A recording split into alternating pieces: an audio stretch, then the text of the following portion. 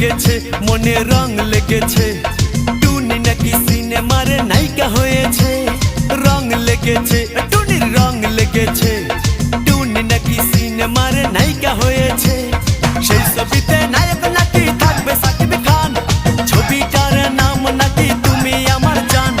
টুনির জ্বালায় এবার আমার যাবে রে প্রাণ রং লেগেছে মনে রং লেগেছে টুনি নাকি সিনেমার নায়িকা হয়েছে